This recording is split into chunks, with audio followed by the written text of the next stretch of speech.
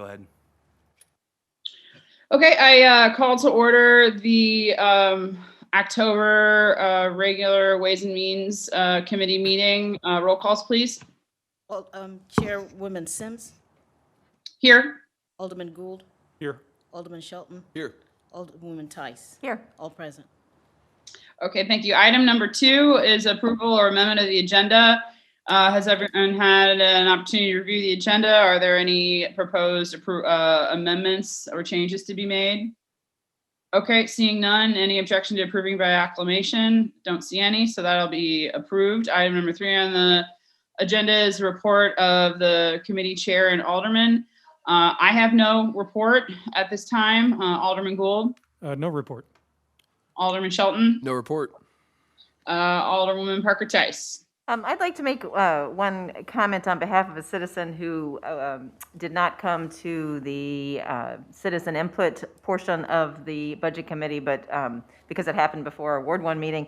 But their request is for additional revenue in next year's budget for traffic calming devices. So I'd just like to sort of note that. I don't know if that would be Dan who puts that in, but just would like to note that. Okay, we'll communicate that to him. Thank you. Okay, item 4 on the agenda, city administrator report. 4A is the 2022 annual budget process and tentative calendar. Bola, do you have that? Thank you. So this week, Robin and I have been meeting with department directors to review their proposed budget requests. To date, we've met with the fire department, police department, planning department, and tomorrow and Friday, we hope to meet with Public Works and Parks. The meetings have been going really well. At this time, all the requests that they are submitting are being incorporated into the budget. None of them have been denied thus far. And the determining factor will be if we're able to balance the budget. If we aren't able to balance the budget, then we will recommend some cuts to be made. So with this budget, we are proposing the use of the use tax. In the current budget, since this is the first year, we've just been collecting that money, and to date, it's looking better than what we budgeted. So when we do present that budget to you, there will be an effort to recommend its use. Also, we know as well that 2 departments are requesting additional personnel. So that will also be factored into the budget and will be brought to you, including what Alderwoman Tice just said. We found with the stormwater best management practice that we haven't sufficiently budgeted for Gonzalez Engineering to review that. And on average, with Whitney's discussion with Gonzalez, we're projecting 20-25 application reviews a year. So we're increasing that line item significantly because of all the stormwater, storm damages that we experienced this year, and the fact that we are now hearing that there are trees that maybe we need to focus on that are on private property that are hazardous or dead. Oftentimes, I don't know anybody that just has 5,000 or 10,000 sitting aside to quickly address the removal of a dead tree. So we've budgeted for that, but we haven't budgeted a lot. So we're looking to address deficiencies throughout the budget where we need to take faster action. But I'm being reminded that there is a judicial process that the city has to follow. So we can't just identify a dead tree a day, 2 weeks later, expect it to be removed. A minimum, I'm hearing 90 days for some of these trees to be removed. So, and there is a court process there. So one could just hope that by the time that homeowner has a chance to remove the tree, there wouldn't have been a storm and, causing structural damage on the neighbor's property. So right now we're on target, and the next meeting is scheduled, special meeting for Ways and Means is September 28th. So right now our goal is to meet that meeting, and if anything changes, we will let you know. And that October 28th, I mean, right? excuse me, October 28th. And then has everyone had an opportunity to look at I see on board docs, there are 2 additional special meetings. I think that we cleared those previously, but I just wanted to call that out and just confirm that you've got that on your calendars. And if we get through it and we don't need them, great, but I like to have the time blocked off. Bola, was there anything else on that line item? Alderman Gould has his hand raised. Oh, I'm sorry. Yeah, I know Yeah, you. the benefit of the doubt is appreciated. Yeah, Yeah. Alderman Gould. I was going to wait till you paused, and then I would say something. Just since this is new for us with the use tax, are we applying what we've already collected then toward the, or is it what we propose we are going to collect in the upcoming year that we'll then budget to use? Meaning the use tax that we have collected, where did it go? The reserve? It will go in the reserve, Okay. right. So we're not able no. to dip into that, No. but we can What that project does what is we'll- it okay. helps the city meet its policy on the fund balance reserve. So it would be new revenue that we would be budgeting to spend. Yeah, and I do think that as we look at the budget again and balancing it, I think keeping our policy on our reserve is prudent, especially knowing Right, we don't know what's gonna happen with or- inflation or anything else. That's right. So, so we emphasize that in part of our budget presentation. We highlight if we're on target, if we've exceeded, the fund balance policy. And in recent memory, the board has not directed staff to spend reserves to address any emerging projects. I think maybe in 14, 15, when we were seeing a higher savings of the reserve, and we knew we had a lot of streets that were in deficient condition. The board authorized us to take some money from reserves to kind of fix all the streets instead of issuing general obligation debt, which is what the city did almost 30 years ago. So I think that the board, they're being very responsible, I guess, good fiduciary of the taxpayers' dollars and how we're banking this money. good. All right, thank you.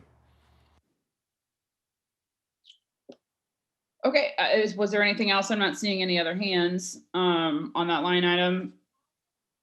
No. Doesn't sound like. Okay, for item 4B is the American Rescue Plan Act update. So the U.S. Treasury Department has extended the deadline for the first report that all governmental entities have to submit in terms of how they're going to spend the money. So what that does is it gives us a little bit more time to finalize the cost associated with some of the projects that we had listed.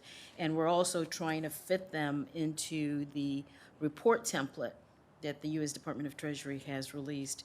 So it is my goal to bring that before you so you're considering it during the budget process. And if we have to budget funds to address any of these projects, we still have time to do that. Okay, so I guess that'll just be coming down the pipeline Right. as we work through the budget. Okay. I'm not seeing any questions on that. No. Item 4C is the fiscal year 2020 audit update. So we have Rana on the line. Is she on the line, Janet? Rana has been providing us updates on how the work has been progressing and how she has been coordinating the submittal of all the audit reports to Daniel Jones. And so I asked her to attend so you could hear the update from her. Is she on the line? Can we hear her? Hopefully Rana? you can hear me. Okay, perfect. If you want to Good share afternoon. with the committee where we are on the audit process. Yes, we are in the final stages. We are continuing to work on cash, different reconciliations, and that in turn will help us to finalize audit schedules for accounts payable and some of the due from accounts. And when those complete, I hope to be completing those, I hope tomorrow, and forwarding that information to the auditors so that they can continue on with reviewing the audit schedules that we've provided them in the past.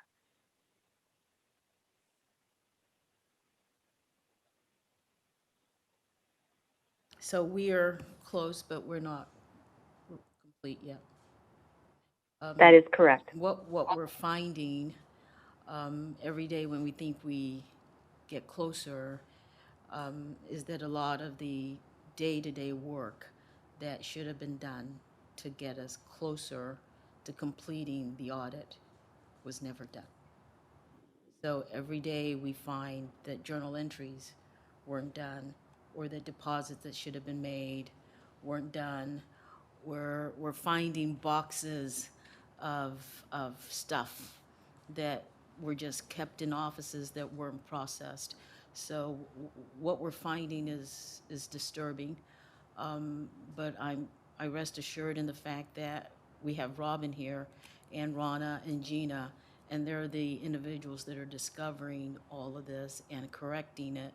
We're also finding policies and procedures that should have been followed, not criminal stuff, but weren't followed.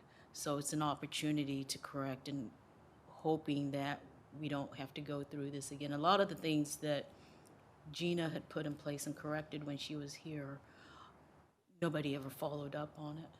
So that's part of the challenge that we're finding.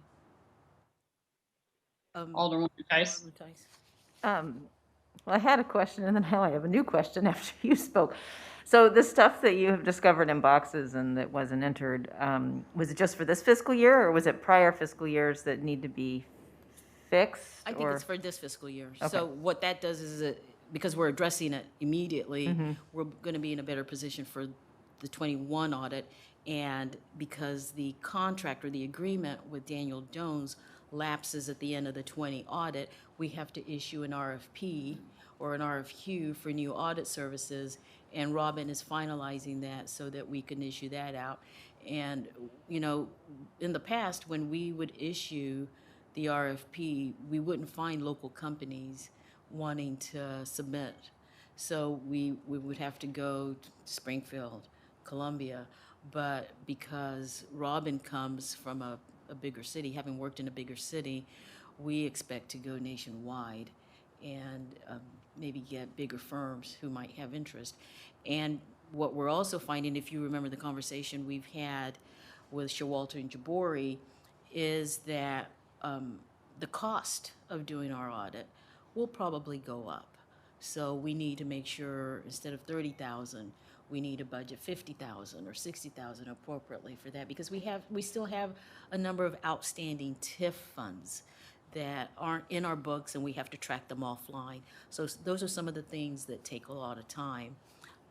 So we're trying to be a little bit more diligent this time around. And then my second question is, we sort of asked this last year, but what are we doing so that we're not talking about the 2021 audit in October of 2022? Well, that's the conversation I'm having with Robin and Gina, and I'm confident that with those two here, I'm stressing it as much as I can, and they give me the assurance we won't, which is why, well, you know, last words, that it won't happen, because it has to stop, absolutely. It has to stop. And so if it requires us, and I don't think it does, because that's why we've structured the department the way it is now, bringing more personnel, but it's a matter of bringing competent personnel. Yeah, I mean, I think the time, I mean, it sounds like you have it addressed, but the time to really look at that is now, as we're talking about the budget and if there are changes that need to be made. So in between doing all of that and trying to get the budget done and fixing all of this, Robin has been putting an incredible number of hours, you know, into work, 11, even later, just to make sure everything goes smoothly. And I got to say, this budget process has been better than most. Well, it's something that we all don't see, and certainly the citizens don't see, but it's really critical, so thanks. Right. Thank you to, thank you. Alderman Sheldon? I have a question real quick, and everyone probably knows the answer, but just for my education, is this an audit that we're required to do, or Yeah. we choose to? Okay. No, we have to do it. Okay. State statute requires Great. annual audit. So Paul, we're working through it and then we're developing policies and procedures. So going forward, we We're won't. just following policies Okay. and procedures. We have them already. Yeah, I mean, if it means that we have to have committee meetings in the first, I just want to be in a position where this doesn't happen again. Absolutely. So however you want to, develop I'm- that line. I'm Cool. very disappointed that here we are again. Very disappointed. Okay, item 5A, the department report, item 5A is income and expenditure statement. Who's got that? Did I?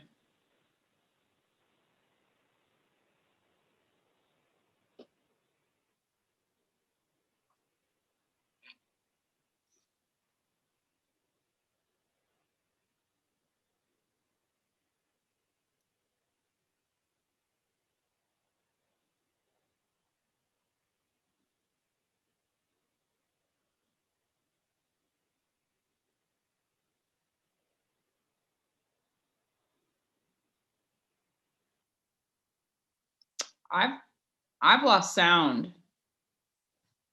No. Her mic's not on.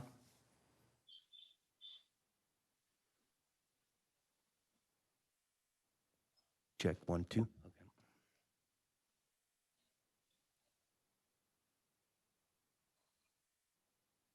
Good evening. I'm going to go over the income statement for the time period ending August 31st of this year to let you know where our spending is for the fiscal 2021 budget.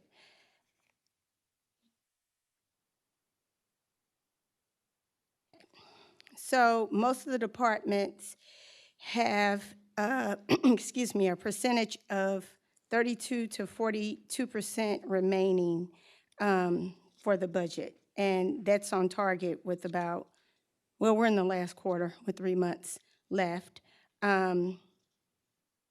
We've had a few vacancies in different departments, so there have been savings across the board in operations. Administration, we have 41% of the budget remaining.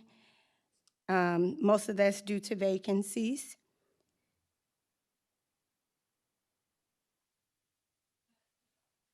Elected officials, looks like we're at 42% remaining there.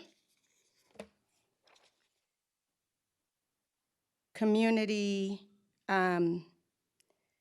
relations, the community department, we had a lot of savings due to the one-day event for Brentwood Bound turned into Brentwood Backyard Bash. 22% of the budget is remaining in municipal operations.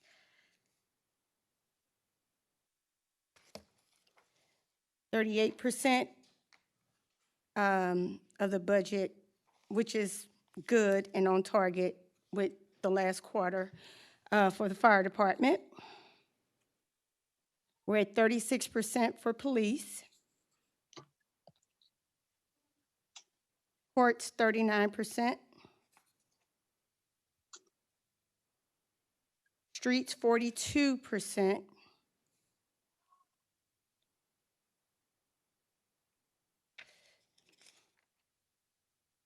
Sanitation, 38%. We're at 30. I'm sorry, can you identify what page are you on? I mean, it's kind of hard to follow along. I'm with what sorry, you're I'm on page 7 now. saying. Yeah, okay. Street department, 42% of the budget remaining. I'm going to the next page now. Sanitation has 38% remaining. We have some vacancies in that department currently. For planning and development, there's 47% of the budget remaining. Transition, new staff, so there were some vacancies. We have PGAV, Gonzalez, Stormwater, and Horner Scherfen in that department. So overall expenses remaining to be paid out of the current year's budget is 36%, which puts us in a really good position going through the end of the year, December 31st. Because if you take your budget and divide it by 4 quarters, it should be 25%, so we'll have some savings. Any questions on those? I'm not able to see on my screen if anyone's raising their Alderman hand. Gould. I have a question. So does this factor in anything related to the compensation No, changes that we? not yet, because that was just processed in the last week. So that will show up in the September report, and this is through August. So None of this where shows. where we're running it, you know, We might bridge that gap once that hits our yeah, income statement. since and we're running at a expenditure. third in a lot of cases Right. left, and we've got a quarter left, Right. you know, It might close that might gap. close that gap. Yeah. Or we definitely would expect it to in certain departments. Okay. Are there other questions? Okay, so but overall, we're in good shape. Yes. Okay. The expectation is to break even with the salary rates changing and the vacancies, so there'll be a trade-off is the expectation and the hope. Well, we always do budget amendments, you know, but it shouldn't be significant, we hope. So we usually don't bring that until the new year, but you'll have a chance to see that as well. And revenues are doing better compared to same time last year across the board.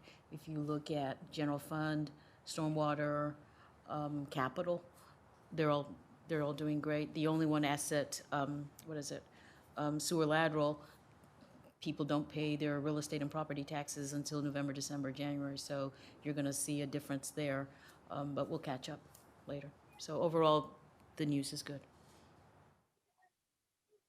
Great. Thank you, everyone. Moving on to the item 6, which is the consent agenda. Has everyone had an opportunity? The only item that's on the consent agenda is the approval of the minutes from the July 15, 2021 board or committee meeting, excuse me. Any changes or issues to be addressed? I'm seeing nods of no. Any objection to approving that by acclamation? Also looks like everyone's in agreement. That'll stand approved. Moving on, item 7, old business, 7A, issuance of a task order for all insurance renewals. Who's got that? So we have on Zoom this evening, James Charlesworth. And at the last meeting, the committee asked me to revisit their request to see if they would be willing to submit a proposal so that the city could test the market on all our insurance products. So he reconsidered and is here to talk about his proposal, which is included in your packet. So Janet, is James on the line? I'm here. Thank you, James. Do you want to review the proposal? Sure. Thank you, Madam Chair, members of the committee. Good evening, James Charlesworth, Charlesworth Consulting. In your packet is an overview of the process for marketing the property and liability insurance effective 7/1 of 2022. You'll note that the timeline is included, which includes a minimum of 60-day window for the underwriting process. There's quite a few steps involved. The first thing we want to do is advertise it so we can make sure that everybody has notice of the opportunity. We assign markets based on criteria set by the city so that each insurance company will not release a quote to more than one agent or broker. So assigning markets keeps the situation clean and from agents kind of stepping over themselves trying to get to markets. At that point, we have 60 days to 75 days built into the timeline for the underwriting, where we'll answer all their questions and complete all their applications. We provide a detailed Excel spreadsheet that we require them to complete so that we can create an apples to apples comparison of the programs as best as possible. Once received and the spreadsheet is put together, we meet with staff, go through it line by line, go back to the participants and make any clarifications needed. At that point, we develop a recommendation with staff to come before you and overview the process. And then we move it forward to the governing body. So it's a long process. I believe we start in January. 6 months is fairly normal for these types of things. And so there's a lot of work to it. Unfortunately, I've got a charge for that. But I'm happy to answer any questions about the process or anything else about our proposal. I can't see if anyone's got questions on my screen. Well, Okay, looks, I'll start. I saw something with someone waving, Alderwoman Tice. So this may be more of a question for Bola.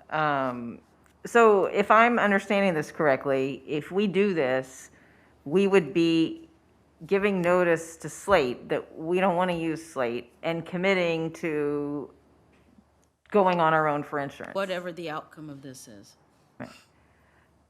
So, I mean, I guess I'm personally not comfortable with that. I think what we have talked about is trying to get a feel for if we're getting good insurance. And I think Slate's has made some changes on their board, and so I'm personally would rather wait to see what Slate does. I'm not ready to walk away from that or encourage the city to do that at this point, because I don't think we know enough about what the changes are going to be, which appear to be positive. So, you know, as much work as Charlesworth has put together to putting this proposal together, I'm personally not ready to accept it. I don't think, I'm just missing something. I just want to be able to field a question effectively that we have this Slate insurance, and yes, we, kicked the tires and we did our due diligence, and guess what? It's fantastic. Or guess what? It's needs some changing, and here's how we course corrected. I don't know why that means we have to take with whatever the fine. I'm not understanding that just by going out and doing an analysis, we're breaking up with Slate. I'm not understanding why we find ourselves in that position. I mean, yeah. If I may comment. So in the bylaws of Slate, in order to withdraw from Slate, you are required to give a 180-day notice of withdrawal. It's a non-revocable notice. I've read the bylaws, and right. I'm not finding this that just by, being sure that I don't understand why going out and analyzing what we could get on the market means I have to notify Slate that I'm withdrawing. I mean, I don't see how one triggers the other, and you're going to have to point to me in the bylaws where it says that is what that means, because I certainly didn't find it when I read them. Well, I'm not an attorney, so I'm not going to pretend to be one.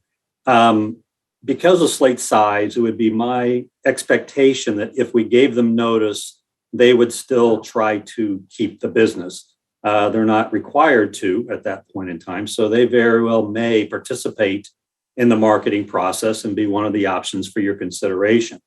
If we I don't understand why we have to give them notice of anything. I mean, we're just wanting to know, like, hey, we went out into the market and boy, that's not a good option. Thank goodness we have, I don't know why we have to notify them of this process and trigger a potential withdrawal. Well, in my proposal, I've noted that that's not required. However, as you can see from the timeline, there's a lot of work that the underwriters do in order to prepare a proposal. If they don't have an opportunity to win the business, it's going to impact their desire to participate potentially. Now, some may say, well, we're going to go ahead and quote, we're going to show the city how great we are so that next year they'll give the notice of withdrawal and we'll get another bite at the apple. But that's speculation. But and I think this is where we kind of got a little concern when we had this conversation a month or so ago is that the only time we will be involved as a consultant is if we can be fully transparent to the participants about their opportunity to win the business. And if we choose not to give the notice, that's fine. But that needs to be included in the RFP so that they know the full story and they can choose to participate or not participate. Okay, I think I just had a light bulb go on. So really, it's your concern that the underwriters who would pitch this business wouldn't bother if we didn't actually trigger a process, which Right. That's right. I think that's too bad. I mean, that's because there's got to be, we have to have a way to inform ourselves of what we owe it to the citizens that we, have analyzed thoroughly what our insurance is.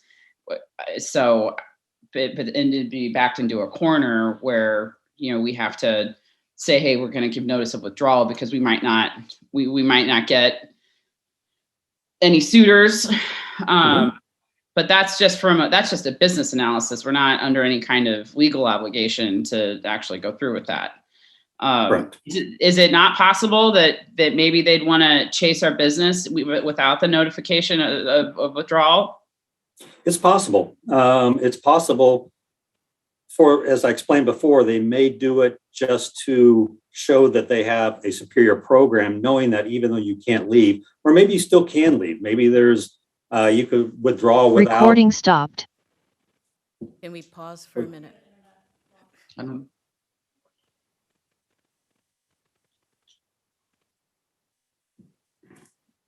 Recording in progress. It is possible that, if you got a great option from a fully insured product, to still withdraw from Slate, there may be some penalties worked into their bylaws. I don't know. Being that Slate is not a huge pool, they need to know their underwriting volume to get their reinsurance. So that's why they do it that way. I don't blame them for that, but it does make it very difficult to leave because of the notification requirement. So, and that's why, again, we just have to be fully transparent if we don't give notice of withdrawal. If you give notice of withdrawal, does that mean you will withdraw, or that just means you're looking? That's a question for Slate and their board. They could say, thanks for nothing. We're not going to participate. And if we don't get any other quotes, then yeah, we're in a world of hurt. I think we would get quotes, but, and you have to remember too, that you have limited coverages with Slate. Your property, your employment practices, I think your public official liability, those are not Slate options. Your cyber, those aren't Slate programs. So those could be changed regardless of what you do with Slate. Is there, again, I can't see if anyone's got a question in the gallery. I can't see the board. So yeah, I guess what was just remind me on why we were looking at this. Did we, I know that we had some potential concerns. Did we have enough coverage, especially as it related to public safety liability and things like that? But it's not because we're, really seeing a deficiency yet, right? It's just more not according to me. proactive. Hey, let's just make sure that we're Right. covering ourselves enough. Yeah. Right. And there's an item following this where the committee gets to discuss the excess insurance. I think that's how it started because our deficit in terms of workers' comp liability is high. What we're seeing is that it's the cost to rehabilitate the folks that are costing us a loss. And then, of course, there's occurrences of different injuries that are high. But we're looking to address that, the Slate board. I know that in the past, the board and the committee has heard from individuals who had issues, with Daniel and Henry.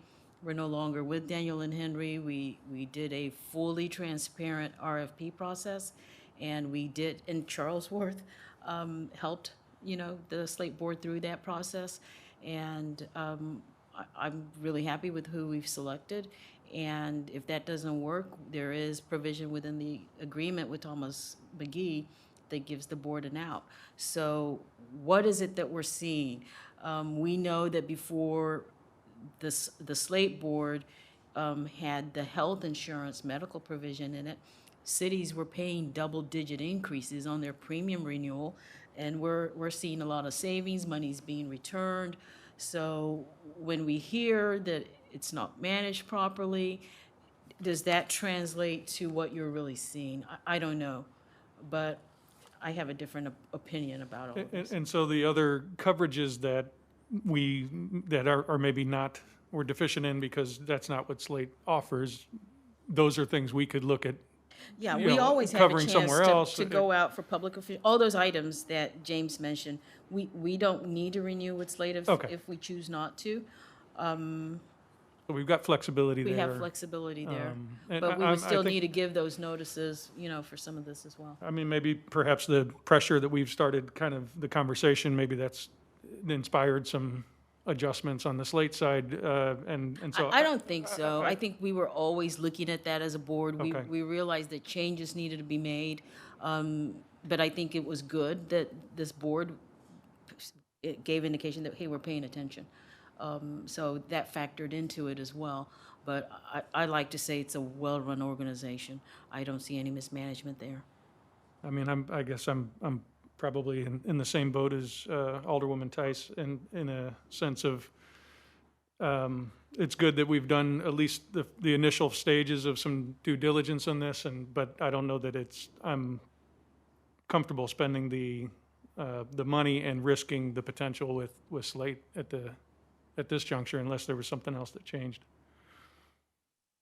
Alderwoman Tice. So I guess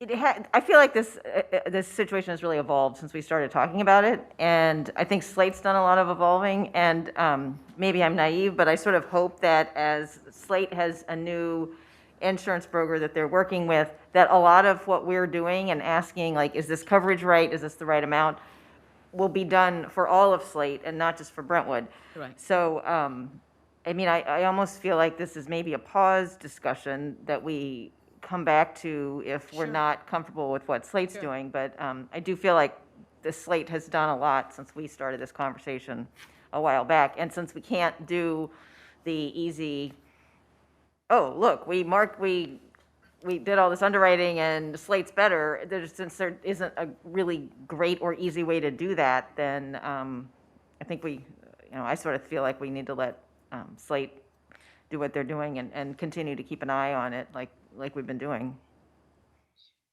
Bola, do you have an idea on the timeline of the, I don't know, for lack of a better phrase, evolution of Slate that Alderwoman Tice has referred to? Well, as the board chair, we have a strategic planning session coming up. So we want to continue to address all these issues. And, the analysis that Charlesworth did is a very robust analysis that's on the Slate website. So we have to tackle all the recommendations that were made, and it's a process to get through that. So I expect that with the other members of the board, we're committed to seeing that through. So one day at a time, and we start our retreat, I believe, in December. I mean, I'd be willing to put a pause on this, but I think ultimately at the end of this, it can't be a solution that, oh, wow, it was hard for the underwriters and we maybe had to send a notice. And so then we didn't do it. I mean, if things fall apart, and I hope they don't, and they probably won't, they're going to find this Ways and Means Committee meeting. And we just need to be able, I think probably that Slate's going to come out looking really great, but I want to be able at some point to say, we did the analysis and we know we don't believe that we're with the right, insurance. But if we want to give, these changes to be developed, identified, implemented, I mean, I'm fine with that, but I think eventually we do need to decide and be intentional about knowing, being able to say that we did our due diligence with analyzing our insurance. I think what you're doing now is your due diligence. I mean, we know in the market clearly that health insurance is double-digit increases. So if we go out to bid and an underwriter comes back and says, I can do it for, what Slate is currently offering for different cities based on their claims history, 4%, 6%, and then you're not going to know if the second year it's going to increase. You're stuck with that cost. So that's part of your due diligence. But I don't think we never actually got the quote though. So that's what we came shy of it, because, for the reasons that have been discussed here. And that's my concern, that we never actually saw a rate change. We never did. It's just based on the city's experience prior to, the 29 cities that, for instance, went into the health program with Slate. But they've always had all the others, workers' comp, general liability, auto. But, if the board would like to go out to bid specifically for all those items that James mentioned, public officials, errors and omissions, property, employment, cybersecurity, the board could direct me to do that. We can give notice on those. Again, I'm fine with hitting the pause button on this, but we never actually. I think the reference of experience, we did. I don't know of any experience that Brentwood has with going to a non-Slate insurance product. So we don't have any experience in terms of what that would look like. That's my concern at the end of the day, is that we never found out. Well, that all happened prior to you coming on the Board of Aldermen. So I think your comment's valid. But I think it would be difficult, and I volunteer Jason to pull all that research for you. Madam Chair, if I could make a couple comments. Sure. In our analysis report we did last year, Peter Simonson in my office, it included some benchmarking terms and conditions comparing your current program to some of the benchmarking.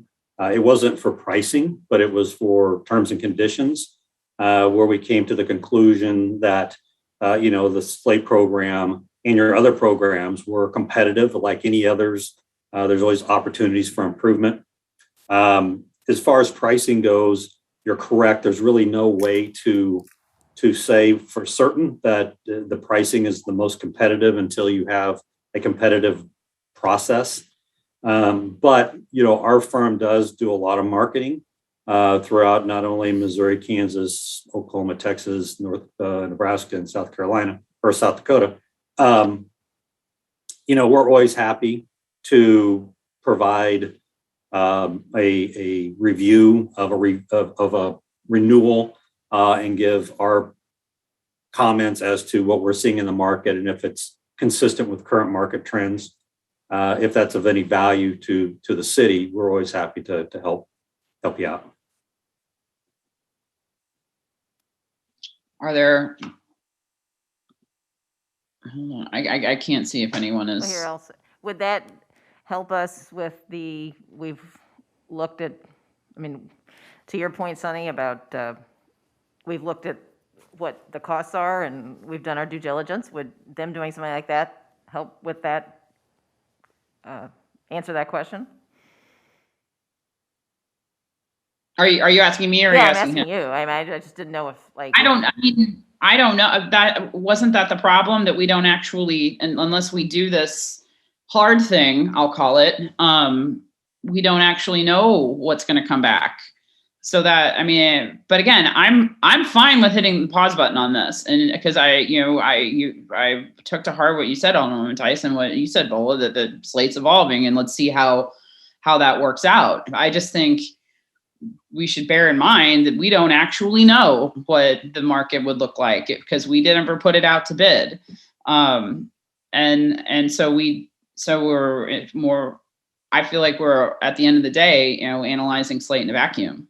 So, we don't have to answer that question tonight. But I think that we should think about how we would field that question.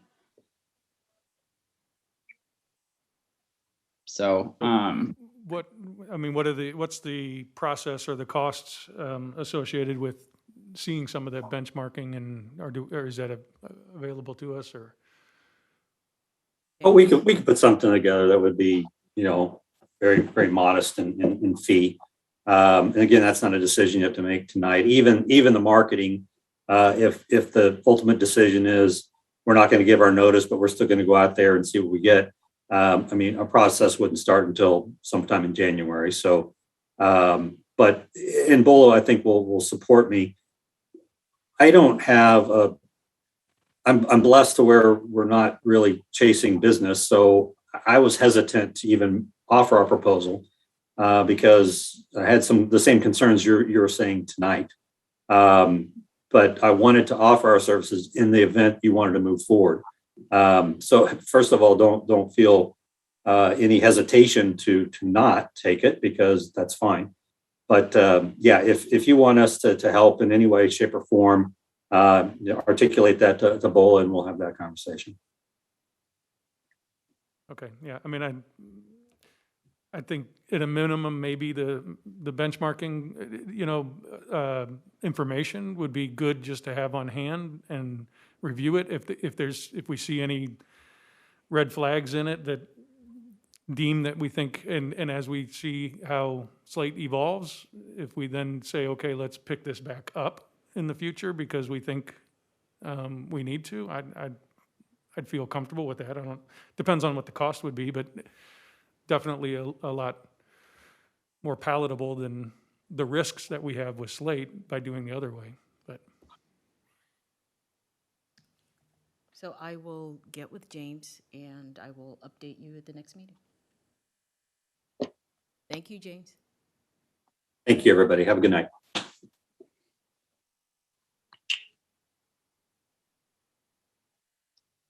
okay, I'm not, again, when it's on the screen, I can't see if anyone's got any other questions, but it looks like Bola, do you have direction on that line item? I don't think we're, Yes. okay, great. All right, so 7B is excess insurance liability. Right, so Right. we have received the quote for excess insurance liability, and the quotes for 500,000, 1 million, 1.5, and 2 million. The premium is $50,000.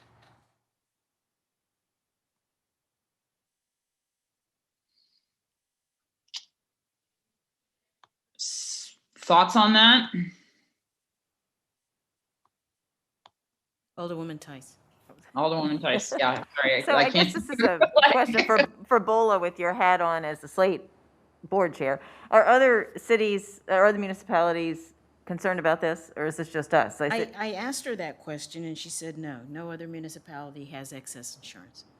So are larger, so I guess there's no movement within Slate to do excess insurance, which No. presumably. No, and there are larger cities, that are members, and one would think that because they have a larger number of employees, their exposure could be greater. The frequency or the occurrence of that could be higher. So I think of cities like Chesterfield that are members, Hazelwood. They don't have excess insurance other than what is provided by being a member of Slate. Yeah, it seemed a better deal at $10,000 last year than $50,000 now. Yeah. I didn't even get a second on it, so I'm like. Would it be we could go back in time? There are a lot of things I do in addition to that. Okay, so considering, I'm. What would be the next step? Are there other questions or comments? I guess we could take this in a number of ways. Someone could make a motion to approve it, and if it doesn't get moved, it would fail. Or do we want to? Does the committee have? What are your thoughts on how to proceed? I tend to agree that I think the price tag is high, and since I think the probability that we would reach this insurance is very low, based on my years of underwriting. But anyone have any thoughts on that? And I just lost my board docs.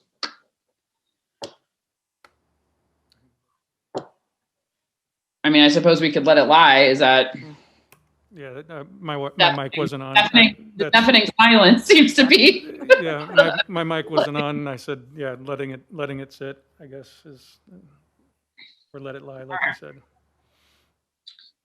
Okay, well then, I mean, I don't even, it doesn't even look like someone's willing to make a motion on that. So that makes, for me, that makes it easy. We can move on. Is that, I'm seeing nods of heads. Okay, that's what we'll do. Won't belabor the point. Okay, so item 8A is the Vesa leave policy, addition to the employee handbook. Jason Coates.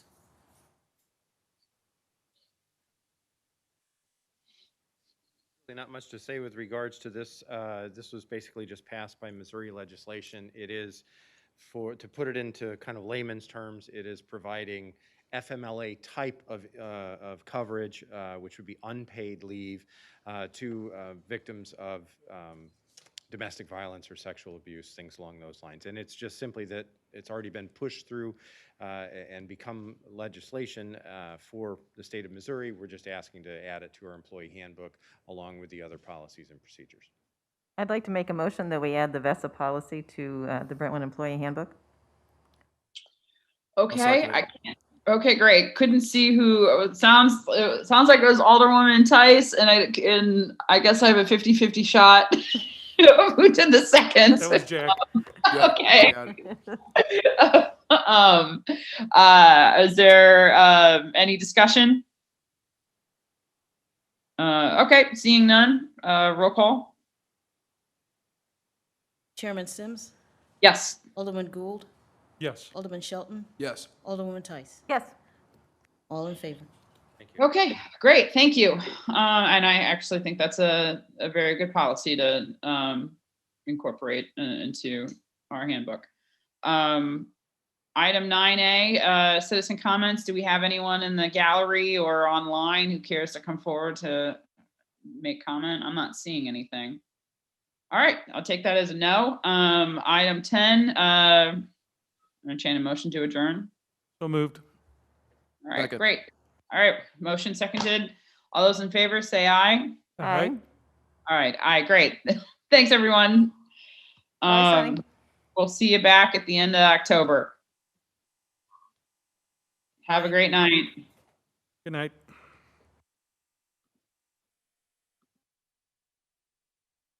Rec-